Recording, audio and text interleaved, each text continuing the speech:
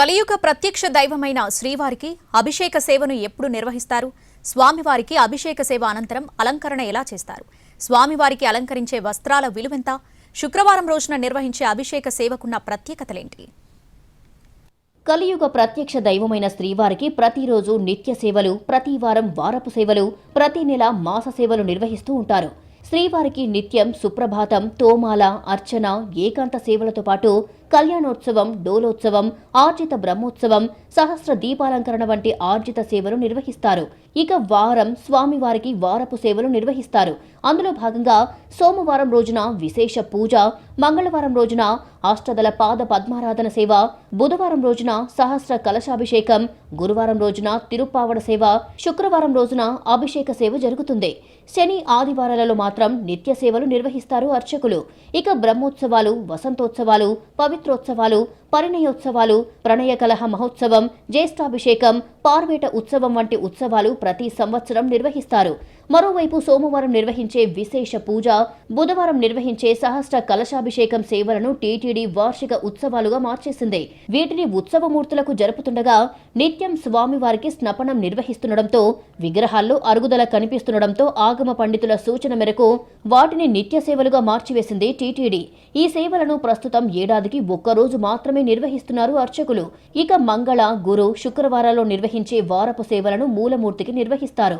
అందులో శుక్రవారం రోజున నిర్వహించే అభిషేక సేవకు ఎంతో ప్రత్యేకతలు ఉన్నాయి. శ్రీవారి ఆలయంలో స్వామివారికి పరిమళ ద్రవ్యాలతో అభిషేక సేవను నిర్వహిస్తారు. అభిషేక సేవ అనంతరం స్వామివారికి ముందుగా నామాల సమర్పణ కార్యక్రమం నిర్వహిస్తారు. దీనిని తిరుమణికాపు అని కూడా పిలుస్తారు. వారంలో ఒక్కరోజు మాత్రమే ఈ అలంకరణ ఉంటుంది.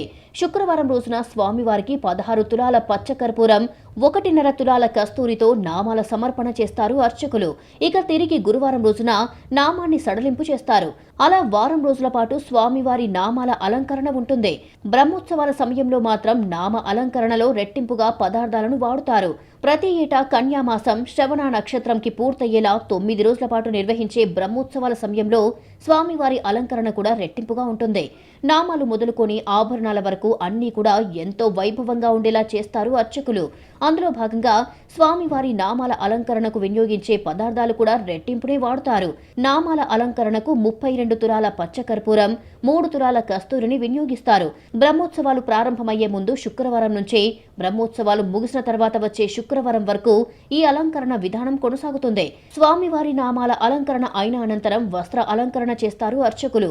మూలమూర్తికి 24 మూరల పొడవు, 4 మూరల వెడల్పు గల సరిగంచు పెద్ద పట్టు వస్త్రాన్ని దోవతిగాను, 12 మూరల పొడవు, 2 మూరల వెడల్పు గల పట్టు వస్త్రాన్ని ఉత్తరీయంగాను అలంకరిస్తారు. వీటి ధర ఎప్పటికప్పుడు పెరుగుతూ ఉన్నా భక్తుల దగ్గర మాత్రం టీటీడీ ఇప్పటికీ వస్త్రాలంకరణ సేవ పేరుతో టికెట్కు 50,000 మాత్రమే వసూలు చేస్తుంది. ప్రస్తుతం టీటీడీ స్వామివారికి అలంకరించే పట్టు వస్త్రాలను 79,000 రూపాయలకు కొనుగోలు చేస్తుంది. ఇక చివరిగా స్వామివారికి ఆభరణాల అలంకరణ చేస్తారు అర్చకులు. వజ్ర కిరీటం మొదలుకొని పీతాంబరం వరకు శంఖచక్ర వజ్రకటి హస్తాలతో పాటు 39 రకాల ఆభరణాలతో అలంకరణ చేస్తారు.